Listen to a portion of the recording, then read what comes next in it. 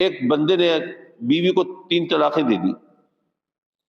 اب اس وقت تو جوش تھا، جذبہ تھا، غصہ تھا، اس وقت ہیجان تھا، 3 طلاقیں دے دی. جب ذرا ہوش ٹھکانے آئے تو پھر سوچنے لگا یہ کیا کیا میں نے، اب 3 طلاقیں دے دی، اب نئی بیوی لانا وہ تو خاصا مسئلہ ہے، اس کے لیے خرچہ بھی زیادہ ہوگا، پرانی بیوی کو اب اس طرح کیسے کروں، کیا معاملہ ہو. اچھا چلو مولوی صاحب کے پاس جاتے ہیں، شاید کوئی حل نکل آئے. ایک مولوی صاحب جو 2 نمبر مولوی تھے پہنچ گئے. مولوی صاحب بیوی کو 3 طلاقیں دی ہیں. اچھا بھائی کیا چاہتے ہو؟ ان کا جی اگر میرے چاہنے کی بات ہے تو میں تو یہ چاہتا ہوں کہ کچھ بھی نہ کروں اور بیٹھے بٹھائے دوبارہ میاں بیوی ہو جائیں. مولوی صاحب نے کہا اچھا پھر جتنا گڑ ڈالو گے اتنا میٹھا ہوگا. اس بندے نے کہا اچھا.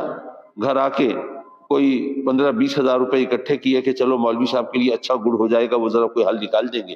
لے کے پہنچ گئے، پیش کیے. مولوی صاحب کی تسلی ہو گئی، گڑ اچھا پڑ گیا ہے. ان کا اچھا تو یہ بتاؤ کہ تم نے جب بیوی کو طلاق دی تھی کیا کہا تھا؟ میں تجھے طلاق دیتا ہوں یا کہا تھا طلاق دیتا ہوں؟ جی میں نے طلاق تو نہیں کہا تھا، میں نے تو سیدھا سادہ طلاق کہا تھا. مولوی صاحب نے کہا یار طلاق ہوتی ہے توئے اور بڑے قاف سے، تو تے اور چھوٹے قاف سے پتہ نہیں کیا دے بیٹھا ہے، پریشان ہوا پھر رہ جا آرام سے رہ.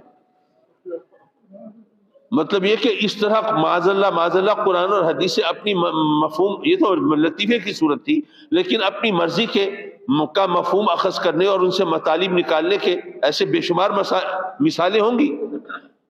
تو اس لیے یہ بھی ضروری ہے کہ جو مجتہد ہو، جو فقیہ ہو، وہ اپنی مرضی چلانے والا نہ ہو، وہ اپنا فائدہ نقصان دیکھنے والا نہ ہو، اس کی نیت کچھ اور نہ ہو بلکہ صرف اور صرف اللہ رسول کی رضا ہو اور قرآن و حدیث کے سے صحیح مفہوم اخذ کرنا یہ اس کی منشا ہو.